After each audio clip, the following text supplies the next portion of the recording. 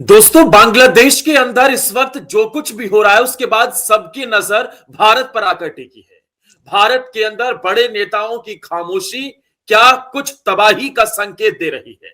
और बांग्लादेश के साथ जो सिचुएशन है, ऐसे में भारत को कैसे से निपटना चाहिए। और क्या वो समय आ गया जब 1971 में बांग्लादेश को आजाद कराया गया था।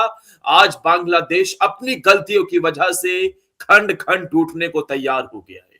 हमारे साथ एम्बेसडर दीपक बोहरा सर मौजूद हैं। बहुत बहुत स्वागत है सर आपका। जय हिंद, वंदे मातरम। थैंक यू तिवारी साहब, आपने ये मौका दिया आपके शानदार चैनल पर शरीक होने का, तो मुझे बहुत अच्छा लग रहा है।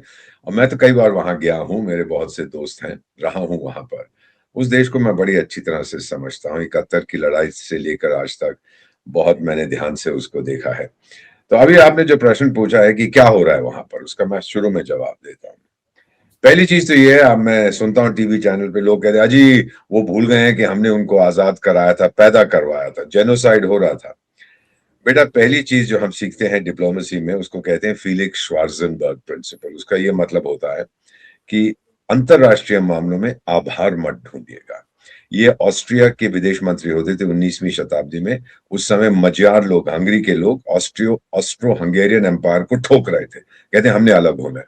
तो फिर वहां का जो शहनशाह था, उसने रूस का जो जार था, जो राजा था, जो आपस में शायद सेकंड कजन से फर्स्ट कजन, 19वीं शताब्दी में तो जितने राजे महाराजे यूरोप के थे सब एक दूसरे के भाई, चाचा भतीजा होते थे। तो उसने कहा मेरी मदद कर, उसने फौज भेजी, उन्होंने मजार को ठोक के ऑस्ट्रिया हंगरी को बचा लिया। फिर लोगों ने श्वार्ज़ेनबर्ग से कहा कि अब तो आप बहुत आभारी होंगे रूस के। कहता है दुनिया हैरान हो जाएगी हम कितने एहसान फरामोश हैं। ये चीज पहली हमें सिखाई जाती है डिप्लोमेसी में। डोंट एक्सपेक्ट ग्रेटिट्यूड, उस नाम की कोई चीज नहीं है इन इंटरनेशनल रिलेशन। अब बांग्लादेश में इस समय जो हो रहा है, 1971 में नया देश बना, कहते हैं सेक्युलर था, लेकिन मुजीब के बारे में भी मुझे कुछ डाउट्स हैं। वो भी काफी खेलता रहता था ये इस्लामिक लोगों के साथ, उनको थोड़ा दबा के कंट्रोल में रखने के लिए। फिर उसकी बेटी जब बेगम हसीना ने सत्ता संभाला, वो भी उनको कभी कभी प्यार करती थी, कभी नफरत करती थी, वो भी उनको थोड़ा सा ऑफ बैलेंस रखती थी। लेकिन हुआ क्या, सवाल मेरे मन में ये है कि शेख हसीना को क्यों हटाया गया। कहीं पर भी रेजिम चेंज जब होती है, आप जानते हैं कि मेरे देश, आपके देश, मेरी माँ भारत में, ये लोग नाराज हैं पश्चिमी देश, प्राइम मिनिस्टर नरेंद्र मोदी से। और वो नाराजगी भारत के अगेंस्ट आ जाती है, वो नाराज हो जाते हैं भारत से। भारत क्यों उभर रहा है इस तरह। पूरी दुनिया, मिसाल के तौर पर 2025 में 2.4% जीडीपी ग्रोथ होगा, हमारा 8 से ज्यादा होगा। तो ये जो हम दौड़ रहे हैं ना आगे को, ऑलरेडी हम दुनिया की तीसरी सबसे बड़ी आर्थिक व्यवस्था बन चुके हैं, हम कहते हैं चौथी। मैं तो आर्थिक अर्थशास्त्री हूं और रिग्रेशन एनालिसिस करता हूं कि यानी इसके आधार पर क्या प्रिडिक्ट करें। तो प्रिडिक्शन यही है कि अगले 2-3 महीने में जर्मनी से आगे निकल जाएंगे, हम नंबर 3 पहुंचेंगे। अब ये चीजें पश्चिमी देशों को चुभती हैं। बांग्लादेश के बारे में भी मैं यही बताना चाहता हूं कि शेख हसीना बैठी हुई थी वहां, बांग्लादेश की आर्थिक व्यवस्था मजबूत हो रही थी, पर कैपिटा पाकिस्तान से ज्यादा हो गई थी। तो क्यों निकाला है उसको। बहुत से लोग कहते हैं निकाल दिया क्योंकि उसने सैंड मार्टिन नहीं दिया। ये सब बेकार की बातें हैं, कोई और कारण होगा उसको निकालने का। मेरा मानना है, मैंने बहुत से लोगों से बात की है, कि एक तो वो चाहती थी कि बांग्लादेश भारत की तरह रूस के साथ भी अच्छे संबंध रखे। चीन गई थी कुछ मांगने के लिए, कुछ मिला नहीं, तो कोई बात नहीं, चीन के साथ भी रखूंगे, भारत के साथ तो मेरे हैं। इसके ऊपर पश्चिमी देश नाराज हो गए। एक चीज आपको बताऊं, शेख हसीना एक उसको क्या कहते हैं, कोलैटरल डैमेज है रूस यूक्रेन जंग का। जो यूरोपियंस हैं कितनी नफरत करते हैं रूस के साथ, ये तो आप जानते हैं। और वो बिल्कुल। बेवकूफ जो ब्रिटानिया का प्रधान, ना क्या नाम है उसका, स्टार वॉर्स या स्टार बक्स या ऐसा कोई गधे का नाम है, मैं ये कर दूंगा वो कर। अबे 70,000 की तेरी फौज है और उसमें से 500 लड़ सकते हैं, बाकी सबकी पेट जो है यहां से लेकर चाइना तक फूले हुए, वो क्या लड़ेंगे। 70,000 की फौज से रूस से टक्कर लेना चाहता है, गधा कहीं का। फ्रांसीसी कहता है मैं न्यूक्लियर अम्ब्रेला दूंगा, और हो क्या रहा है यूरोप में बेटा, बता दो भाई, पहले तू लड़ रूस से, मैं क्यों लड़ू, पहले तू लड़, नहीं पहले तू लड़, नहीं पहले तू लड़। कोई लड़ने को तैयार नहीं, रूस दो झापड़ मारेगा ये सही हो जाएंगे। सो शेख हसीना को हटाया गया था बिकॉज वो चाहते थे कि किसी तरह से ये भी जो ऑर्गेनाइजेशन ऑफ इस्लामिक कोऑपरेशन है, उसका बांग्लादेश मेंबर है, वो भी समर्थन करे पश्चिमी देशों का रूस के अगेंस्ट, जबकि वो रूस के साथ संबंध मजबूत बनाना चाहती तो उसको हटा दिया गया। और ये सेंट मार्टिन मार्टिन जो हमको चाहिए आइलैंड, वो कुछ नहीं है, वहां पे कुछ नहीं होने वाला, वहां कोई शिप्स नहीं जाएंगे, कुछ नहीं, बेकार की बात है। But this was the main reason, collateral damage, उसको हटा दिया। अब ये जो गधा आया है वहां पर, ये शायद हिलरी क्लिंटन का एक खनसामा था या चौकीदार था, पता कर, या धोबी था शायद उसका, तो उसको नोबेल प्राइज दिलवा दिया, चल भाई जा। कोई भी बांग्लादेश की कॉन्स्टिट्यूशन में बेटा ये क्लॉज नहीं है कि कोई इंटरिम गवर्नमेंट होनी चाहिए, care taker government, yes, interim को कुछ नहीं, भाई ये बैठ गया और भेजा गया था कि भाई इलेक्शन करा और हमारे पसंद के लोगों को वहां पे इलेक्शन जीतनी चाहिए। अब ये आया और विश्व के जो कुछ लीडर्स हैं वो वहां जाता रहता है, घूमता, उनसे मिलता है, तो सर ये तो पागल हो गया कि देखो जी मैं तो अब प्रेसिडेंट ऑफ बांग्लादेश, क्या फर्क पड़ता है, 90 साल की उम्र है, अगले 500 साल तक मैं रहूंगा। इलेक्शन होने वाली है फरवरी में, चाहता है इलेक्शन ना, इसको पता है चाहे बीएनपी वो बेगम खालिदा जिया की पार्टी जीते या शेख हसीना वाले लोग आए या कोई और है, इसका खेल खत्म हो जाएगा, तो ये इलेक्शन कैंसिल कराने की सोच रहा है। इसीलिए ये सारा जो आप देख रहे हैं इस समय बांग्लादेश में जो हो रहा है कि लॉ एंड ऑर्डर सिचुएशन खराब हो जाएगा, ताकि मेरे पास एक बहाना हो, इलेक्शन ना करूं और मैं बैठा रहूं। मैं तो अमेरिकन को कहा है कि क्यों फिक्र करते हो, मैं हूं ना, आपके जूते भी पॉलिश करूंगा, खाना भी बनाऊंगा, आपके कपड़े भी धोऊंगा, सबके लिए तो मैं बैठा हूं यहाँ पे। अब ऐसे में मैंने देखा बेटा बहुत से देशों में, मैं 6 देशों में आपका राजदूत रहा हूं, 52 साल मुझे कूटनीति में हो गए हैं, 74 साल की मेरी उम्र है, ये मैंने बहुत देखा है। जब आपकी अंदरूनी हालत खराब होती है, जैसे उनकी आर्थिक व्यवस्था खराब हो रही है, ठप हो रही है, बांग्लादेश शायद इस साल 2024 में 1 या 2% ग्रो करेगा, less than the global average. फिर वहां पर बेरोजगारी बहुत है, कीमतें बढ़ती जा रही हैं। तो जब ये होता है, जब गुस्सा आता है, फिर क्या करोगे सर? फिर वो आप गुस्सा निकालते हो दूसरे पर, और इस समय दूसरा कौन है? चीन से बारे में कुछ कह नहीं सकते, ये चीन परवाह नहीं करता इनकी। भारत है दूसरा पड़ोस, 3 तरफ से तो हमने उसको घेर रखा है, चौथी तरफ छोटा सा उसका बॉर्डर है म्यांमार के साथ। हाँ, समुद्र में तो है उसका कोस्टल एरिया, पर वो भी उसकी कमजोरी है कि वहां से बाढ़ आती है, साइक्लोन आते हैं। सो इसमें सर ये बेटा देखने वाली चीज है कि जो कुछ वहां हो रहा है ये क्यों हो रहा है? ये हो रहा है लोगों की अटेंशन डाइवर्ट करने को, कि ये जो गधा आया है ये कुछ कर नहीं पाया, बड़े बड़े प्रॉमिस, मैं ये कर दूंगा, सबसे अमीर दुनिया का देश बना दूंगा, ये वो, अब बैठा हुआ वहां पर बाहर नहीं निकलता। आजकल तो मुंह भी बंद कर रखा है इसने, ज्यादा बोलता नहीं है। अब ये जो लड़का मारा गया है स्टूडेंट लीडर, अब आप देखिए सर सिचुएशन कितनी वोलेटाइल है। उसका नाम क्या था? उस्मान हादी, ऐसा कुछ नाम था उसका। हाँ, हादी, गोली मार दी किसी ने इसको सर में। कहाँ ले गए थे इसको ट्रीटमेंट के लिए? सिंगापुर ले गए थे ना, 5 घंटे की फ्लाइट।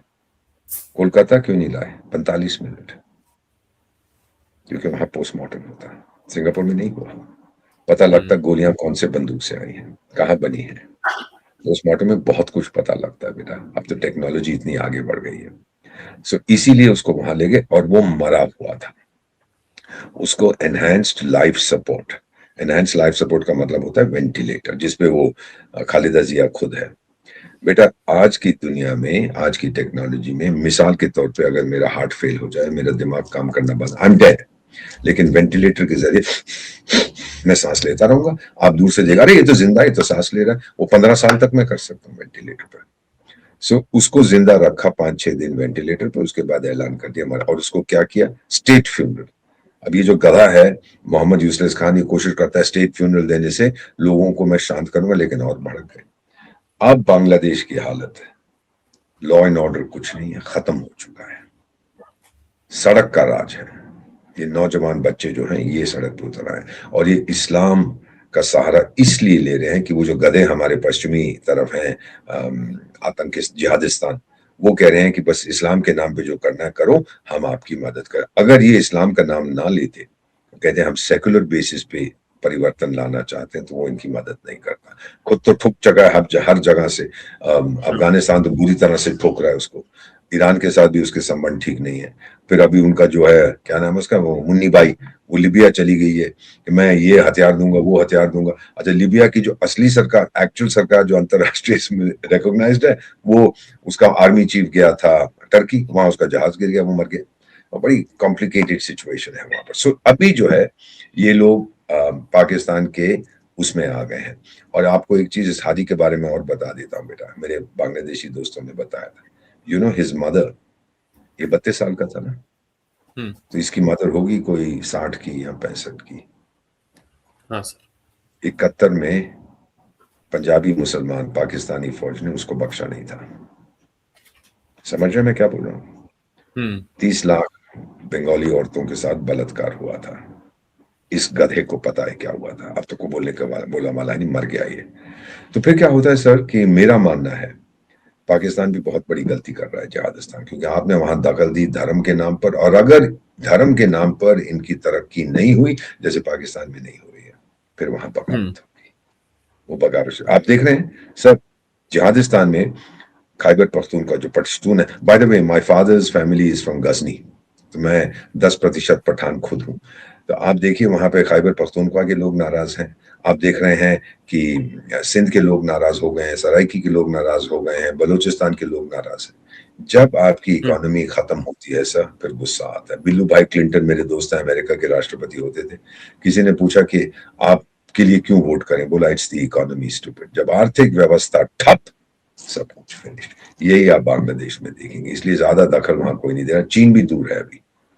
फाइनली मैं इतना कहूंगा बेटा, जो लोग कहते हैं अरे वो भारत की ये हो जाएगा वो हो जाएगा, गधे हैं, सिलीगुड़ी कॉरिडोर ये वो, मुझे 48 घंटे चाहिए, Dhaka will cease to exist अगर मैं नाराज हुआ, लेकिन मैं ये करता नहीं हूं। देखिए सर, मालदीव का नाम आपने सुना है, श्रीलंका का सुना है, नेपाल का सुना है, सेशल्स का, अरे वो नाराज हो गए भारत के साथ, अब तो सब खत्म हो गया। सब माफी मांगने आ गए, सब आए मेरे पास कि सर गलती हो गई हम लोग। श्रीलंका का तो देखा ही है आपने, मालदीव का देखा ही है, जब प्रधानमंत्री हमारे वहां गए उनका यहाँ आया, आपने सब तो क्या हुआ उसको। हमारा सर एक फिलॉसफी, करोड़ों लोग आपका बेटा प्रोग्राम देखते हैं, एक ही चिड़िया है जो चील पर हमला करती है, वो है कौवा। वो नोट मारता है ऐसे ऐसे करके ना, लेकिन चील अपनी ऊर्जा उस पर खर्च नहीं करती है। वो उड़ती है, ऊपर उड़ती है, ऊपर उड़ती है, ऊपर उड़ती है, इतनी ऊपर चली जाती है उस ठंड में कौवा अपने आप गिर जाता है। भारत की भी वही नीति है, उड़ते जाओ उड़ते जाओ, दिखाओ लोगों को जो तरक्की हो रही है, फिर वहां के लोग कहेंगे ये गधो। श्रीलंका में भी यही हुआ था, मालदीव्स में भी यही हुआ। अरे तू तो बड़ा इंडिया आउट करता था, और जो इंडिया की जो एयर यूनिट था, जो एम्बुलेंस थी, एयर एम्बुलेंस, वो भी चले गए। उसके बाद जब, मैं सच ही बता रहा हूँ, मजाक नहीं कर रहा, जब वहां पे हम लोग चले गए, चीनी आ गए। तो वो बहुत सारे आइलैंड है ना मालदीव में, कहीं कोई बीमार हो जाए उसको मेन में ले जाना है इधर से उधर, तो चीनी को फोन किया शाम को 7 बजे। चीनी बोला देखो जी अभी तो मैंने नशा किया हुआ, कल सुबह देखूंगा, अगर आपका पेशेंट जिंदा है तो सुबह बताना। हम लोग ऐसा नहीं करते, चीनी गधे हैं, वो कभी नहीं कर, वो दिल नहीं है उनका। तो ये चीजें जो है ये याद रखने वाली है। लेकिन बेटा आई कंक्लूड बाय सेइंग, इतिहास का एक ही सबक है, इतिहास का सबक ये है कि इतिहास का कोई सबक नहीं है, वही गलती बार बार करते हैं।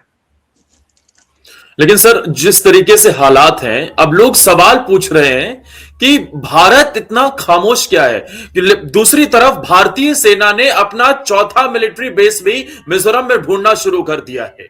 अब भारत बांग्लादेश को चारों तरफ से घेरने की तैयारी कर रहा है। क्या मैं ये समझूं, क्या हमारे दर्शक ये समझें कि ये तबाही से पहले की बड़ी खामोशी है? अगर एक स्टेप गलती से भी बांग्लादेश ने कुछ सोचने की कोशिश की तो पूरा बांग्लादेश खंड खंड में भारत बांट सकता है। वो नहीं करेगा। उनके आर्मी चीफ ने हमारे आर्मी चीफ से बात की है, कहा है कि मैं कंट्रोल करूंगा। सर उसको पता है, यहाँ रहा है, मैं मिला हुआ, मैं जानता हूँ अच्छी तरह से, उसको पता है 11 डिवीजन उसके। मुझे, मैं बताऊं बेटा, 48 घंटे चाहिए। I am nuclear weapon state, मेरी जो एयरफोर्स है, मैं उड़ा दूंगा उसको 48। और क्या चीन भेजेगा अपने सिपाही मरने को? चीन very bad, very bad, Bharat अगली बार मत करना। क्या जिहादिस्तान भेजेगा अपने सिपाही? सवाल नहीं पैदा होता। कहां से भेजेगा? वो रॉकेट से भेजेगा ऊपर, और फिर वो बांग्लादेश में पहुंचेंगे। इन गधों को मालूम होना चाहिए सर, 19वीं शताब्दी में, आई थिंक इट वाज 1850 या 1860, कार्ल मार्क्स जो कम्युनिज्म के कहते हैं इन्वेंटर थे, उसने एक चीज कही थी, धर्म जो है वो लोगों की चरस है।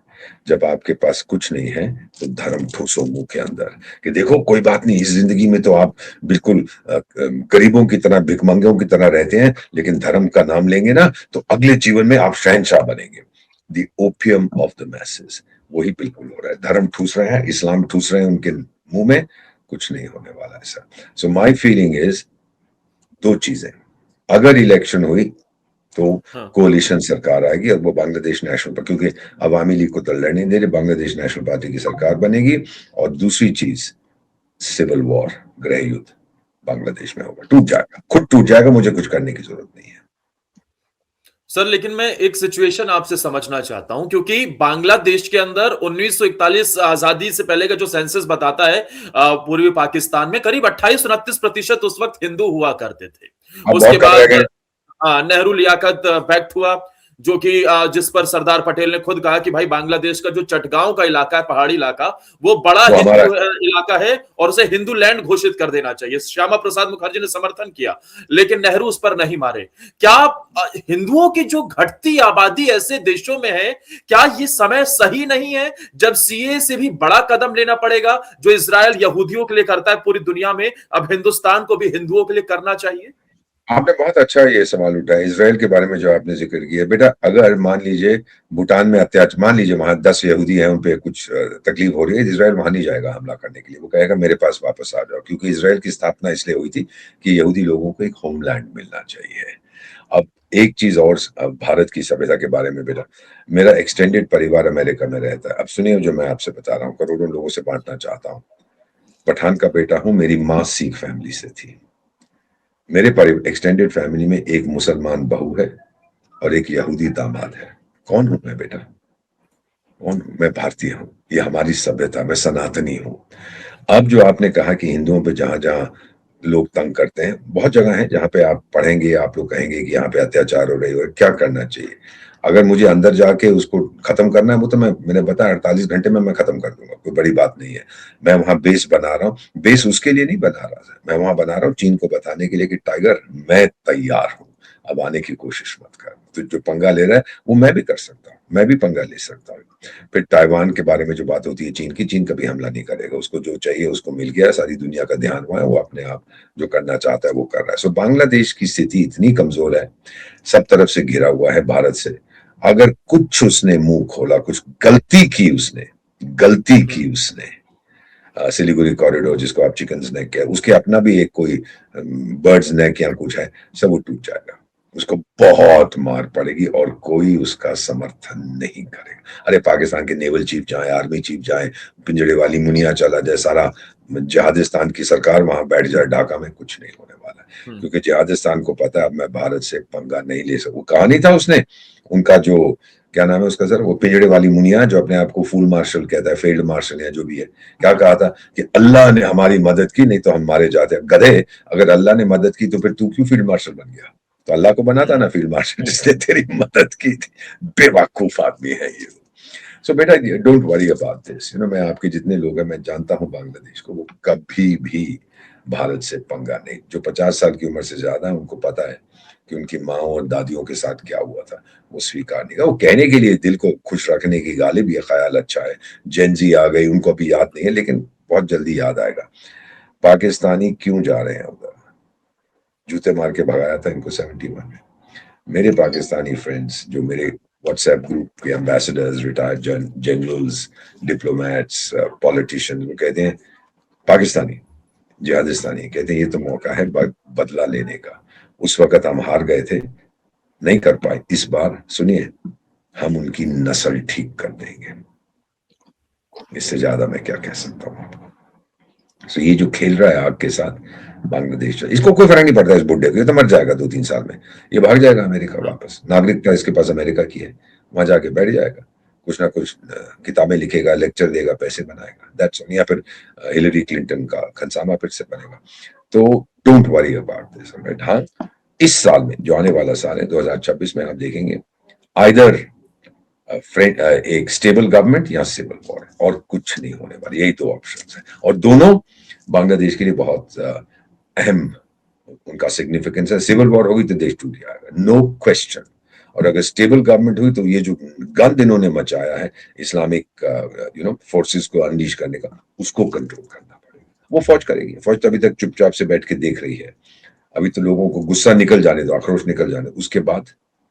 और फिर अगर कुछ नहीं हुआ, जिहादिस्तान ने वादे किए और कुछ नहीं कर पाया, तो जिहादिस्तान को भी जूते पड़ेंगे। गाली देना तो बड़ा आसान है, तो आप ये देखेंगे। तो हम लोग जो पॉलिसी हमारी है बड़ी अच्छी है, चुपचाप से बैठ के देखते जाओ और चुपचाप से जो करना है करिए।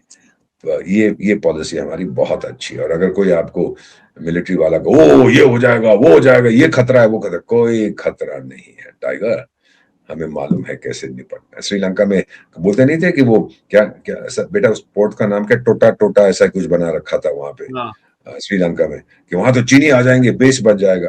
वो टोटा टोटा हवाई अड्डा भी बना है। पिछले साल इसी साल 2025 में 2 बार जहाज उतरा है और शायद 5 पानी के जहाज आए हैं। तो उसका सर्वाइव कैसे करेगा वो? यार अगर आपने कोई टोटा टोटा बनाया तो वहां पे जहाज तो आए जो आपको पैसा देंगे। हवाई अड्डा बनाया, जहाज लैंड तो अगर 2 लैंड करते हैं पूरे साल में तो क्या, वो भी दोनों चीनी कार्गो प्लेन। और वो टोटा टोटा चीन भी मानता है गलती होगी लेकिन कभी कहेगा नहीं।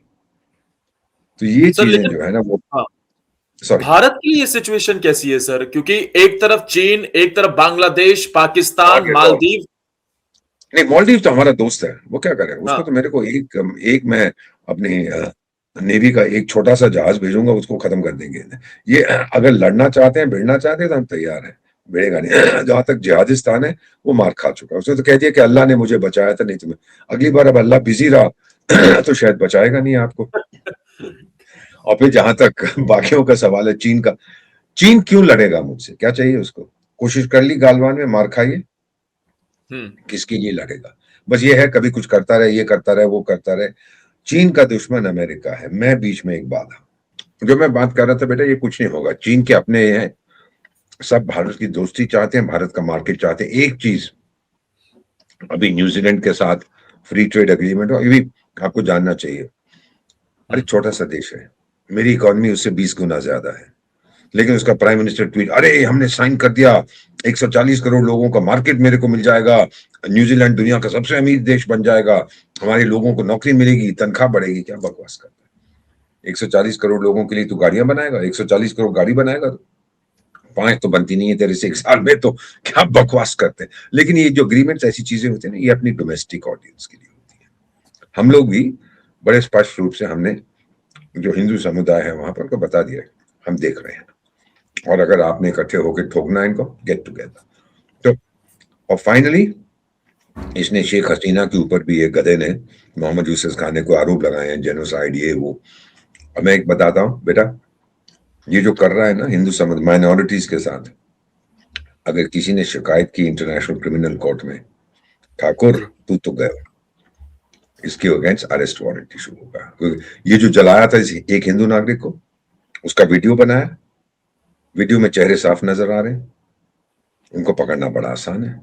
गधे हैं जो ये वीडियो रिकॉर्डिंग करते हैं, वो तो प्रूफ बन जाता है। समझ रहे हैं आप मैं क्या बोल रहा हूँ? बिल्कुल। जिसने, अगर कोई सरकार आई जो इनको पकड़ना चाहती है, वो पकड़ लेगी कि देख लीजिए हाँ। ये आपने वीडियो बनाया। तो ये बेवकूफी करते हैं। आप रुकिएगा, मेरा मानना है कि 3 या 4 महीने में स्थिति वहां पर सामान्य होने की तरफ जाएगी। अब जो हो चुका है उसका फिर लोगों को इन्वेस्टिगेशन करना पड़ेगा सीरियसली, और फिर सजा देनी पड़े। अब तो सारा यूरोप भी इनके बरखिलाफ हो गया, अमेरिका भी इनके बरखिलाफ हो गया कि ये सैन मार्टिन मार्टिन कुछ नहीं था। सबसे अच्छी, सबसे बेस्ट जो बांग्लादेश की लीडर थी, अमेरिका की दोस्त, वो शेख हसीना थी। अब उनको ये बात समझ आ रही है, उन्हीं के सर लोग लेकिन मुझे एक कह रहे बात और, एक पहलू मैं आपसे और समझना चाहता हूं। क्या भारत के अंदर जो घुसपैठियों के ऊपर लगातार एक्शन शुरू हुआ है, मोदी जी का असम की धरती से वो बयान देना कि ईस्ट पाकिस्तान के अंदर असम को जोड़ने की भी साजिशें रची गई घुसपैठियों को यहां घुसाकर, क्या घुसपैठियों पर हो रही कार्रवाई को लेकर ही बांग्लादेश छटपटा रहा है, वहां घबराहट है? नहीं नहीं नहीं, हम ना भी करते तो वो ये करता, लेकिन वो कोशिश करता कि जो घुसपैठिए हैं, जो इस्लामिक कट्टरपंथी हैं, जो 25-30 बच्चे पैदा करते हैं एक परिवार के अंदर, जब असम की जो फैमिलीज हैं 1 या 2 बच्चे होते हैं, कि उनकी मदद ले। उस मदद को हमने खारिज कर दिया, अब नहीं ले सकते। वो बाहर निकाले, 10 से 15 लाख तो चले गए ऑलरेडी, भाग गए, हाँ। क्योंकि हमने बहुत स्ट्रिक्ट कानून किया। हाँ, हमारे कुछ लोग हैं जो कह नहीं करना चाहिए, कुछ ऑपोजिशन वाले, तो टाइगर तू नाराज है तो अपने घर में रख ले, भोजन खिलाओ उनको, सब कुछ कर उनके लिए। हमें नहीं चाहिए ऐसे लोग, ये हमारा दे। और फिर 80% या 82% तो हमारे बॉर्डर फेंसिंग खत्म हो चुकी है, बाकी भी मेरा ख्याल 26 में खत्म हो जाएगी, उसके बाद बहुत अच्छा कंट्रोल रहेगा। तो हमने जो गलतियां की थी हम समझ गए, अब वो गलतियां बेटा हम फिर नहीं करेंगे। भारत की ये ताकत है, हम अपनी गलती पे, नॉर्थ ईस्ट के बारे में कितनी गलतियां की थी बेटा। जब मैं बच्चा था, मेरे फादर साहब वहां सर्व करते थे, हम तो उनको चीनी चीनी चीनी कहते थे। आप तो बहुत उम्र में कम है मुझसे तिवारी साहब, हम उनको चाइनीज चाइनीज बोलते थे, वो जो थे ना नॉर्थ ईस्ट। अब तो वो भारत के 40 बार तो पीएम साहब वहां जा चुके हैं, 45। मैं अभी गुवाहाटी में था, नया हवाई अड्डे का उद्घाटन हुआ, what an airport, water terminal, हमें दुनिया के सर्वश्रेष्ठ टर्मिनल से गिना जाता है। फिर हम ब्रह्मपुत्र में स्विमिंग भी करने गए, बहुत अच्छा।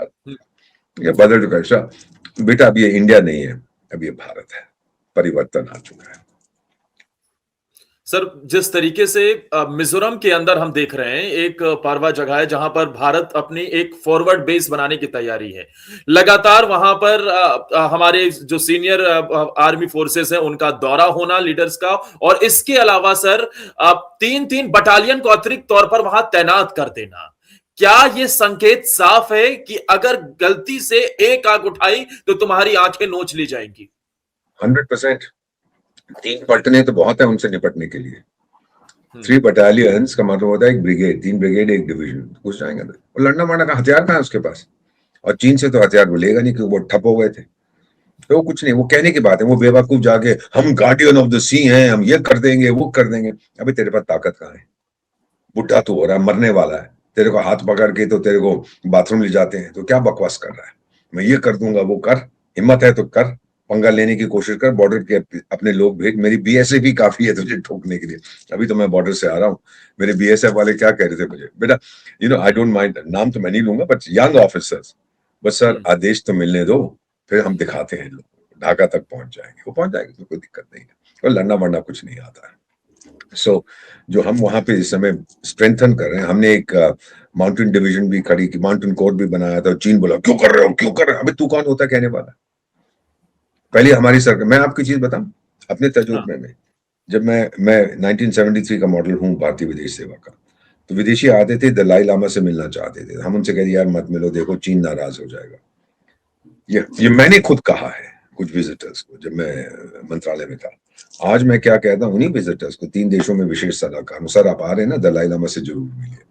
अब चीन भी चुप हो गया कि अब मैं भारत पे कुछ, ये सब चीजें पुरानी हो चुकी है। ये वो इंडिया था, ये भारत है, ये नहीं सुनता कि हम लोग किसी की नहीं सुनते। वो दलाई लामा है, हमारा मेहमान है, उसके पास हमारे ट्रैवल डॉक्यूमेंट है, कोई उससे मिलना चाहे जाइए मिलिए। और चीन बोलेगा मैं ये कर दूंगा, वो कर, वो कहने से कुछ नहीं होता। क्या कहते वो भेड़ आया भेड़िया, क्या वो आया भेड़िया wolf. So don't worry about this. हमने बस ये साफ बता दिया है कि हमारा दुश्मन कौन है, वो हम जानते हैं, वो चीन है। इसीलिए लेकिन एक बात जिसकी सबसे कम चर्चा होती है और मुझे लगता है सबसे ज्यादा चर्चा होनी चाहिए, कि किसी भी ऐसे देश के अंदर भारत की एम्बेसी, उसको सबसे ज्यादा कहीं ना कहीं टारगेट करने की भी कोशिशें होती है और उसके ऊपर सबसे ज्यादा सबकी निगाहें होती हैं।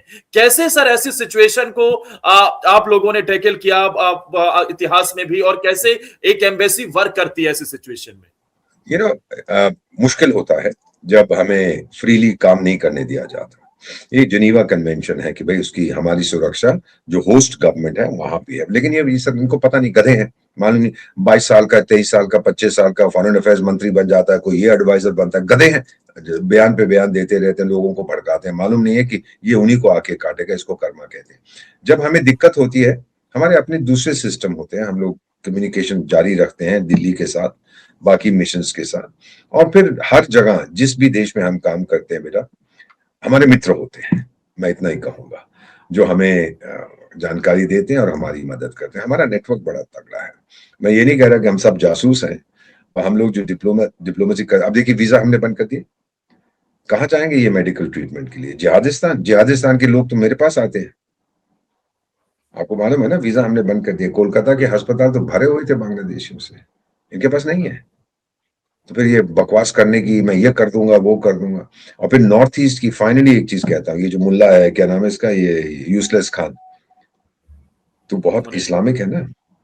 भारत का नॉर्थ ईस्ट बेटा जो 7 राज्य हैं, वो कितने मुसलमान हैं? उनमें से इस्लामिक स्टेट्स हैं, वो क्रिश्चियन है। ऐसे जूते मारेंगे तुमको, तुम्हारे होश ठिकाने आ जाएंगे। They are Christian, Buddhist and Christian, बहुत मारेंगे अगर इसने पंगा लेने की कोई धर्म के नाम पे पंगा लिया। आप लोग तो इस्लाम कर रहे हैं, वही लोग फिर आपको जूते मारेंगे। गधे हैं ये समझ नहीं इनको चाहिए। मेरा ख्याल कितनी बार मैं अगली बार जाऊंगा, अगर गया, अब तो मेरी उम्र हो गई, उनको सिखाऊंगा कि डिप्लोमेसी कूटनीति क्या होती है और कैसी की जाती है। अगर वो सीखना चाहे, नहीं तो जिहादिस्तान से सीखोगे तो फिर अलग बात है। दो छोटे से सवाल से सर कंक्लूड करेंगे। एक तो ये जी। कि 1971 में जब बांग्लादेश को आजाद बनाया जा सकता है, तो क्या आज का भारत एक नया देश नहीं बना सकता? दूसरा ये कि भारत के अंदर जो मुसलमान आई लव फिलिस्तीन और दुनिया भर के स्टेटस भर जाते थे सर, चिंता की बात है ये, दुनिया भर के स्टेटस भर जाते थे, बड़े बड़े बयान आ रहे थे। आज हिंदुओं के ऊपर जब अत्याचार हो रहा है तो सब मौन हो गए, ऐसा लग रहा है सब बिल में घुस गए हैं। आपने बिल्कुल सही कहा कि जब उसको तोड़ा था जिहादिस्तान को, बांग्लादेश बना था, क्योंकि जेनोसाइड हो रहा था, वहां के लोग भी नाराज थे, वो उन्होंने बाहर निकाल दिया। हमने जो मदद करनी थी की, चलिए वो समय निकल गया, उसको तोड़ना बड़ा आसान है, दिक्कत कोई। और जो आपने हिंदू राष्ट्र की बात की थी, सरदार ने भी ये कहा था एटसेट्रा, ये बिल्कुल आप सही कह रहे हैं सर। बल्कि एक चीज मैं बताना चाहता हूँ, जो सीज फायर हमने एक्सेप्ट किया था ना जिहादिस्तान के साथ कश्मीर के ऊपर, 1 जनवरी 1949 को, 31 दिसंबर, मेरे फादर साहब बताया करते, 31 दिसंबर 48 को जवाहरलाल नेहरू ने ऑल इंडिया रेडियो पे अनाउंस किया था कि हम सीज फायर कर रहे हैं कल से। और सरदार पटेल ने, क्योंकि मेरे फादर भी उनको जानते थे, बहुत से लोग थे जो सिविल सर्वेंट्स, वो तो उनको भगवान मानते थे सरदार पटेल को। और सरदार ने कुछ लोगों जो उनके पास गए थे, कहने सर ये क्या हो रहा है, हम तो जीत रहे थे जंग, सीज फायर क्यों? तो उसने कहा कि जवाहर बहुत पछताएगा। आज तक हम पछता रहे हैं जब तक हमने 370 को रद्द नहीं किया। दूसरी चीज जो आपने जिक्र किया है कि ये जो यहाँ के मुल्ले हैं जो पैलेस्टाइन में लड़ने जाएंगे, इधर जाएंगे उधर जाएंगे, इस पे खामोश बैठे, इनको सांप सूंघ गया है ना, ये दो बुंडिया हैं, ये दोगले हैं ये लोग। देखिए सर, बॉम्बे में क्या हुआ, एक मुल्ला साहब को मैं टीवी पे सुन रहा था, तो मुल्ला साहब बोले बड़ा गंदा हुआ है, तो जो एंकर था कहना अच्छा फिर आप क्या करेंगे? नहीं जी, फिर कुरान से कुछ कोट के, ऐसा नहीं होना चाहिए। अरे तो हो गया, आप क्या करोगे? हाँ जी, बिल्कुल नहीं होना चाहिए। अच्छा सर, अब आप बयान दीजिए ना, आप टीवी पे हैं कि ये गधे हैं जिन्होंने किया, मार दो इनको। हाँ जी नहीं होना चाहिए। अरे बोल तो सही, हाँ जी नहीं होना चाहिए। डरता है, डरते, इन्होंने सांप को पाला है और सांप का फन इससे इनके सामने है, ये कुछ नहीं बोलेंगे। सो आपने बिल्कुल सही कहा है कि ये लोग हिपोक्रिट्स हैं, इस धर्म को इन्होंने बर्बाद कर दिया है।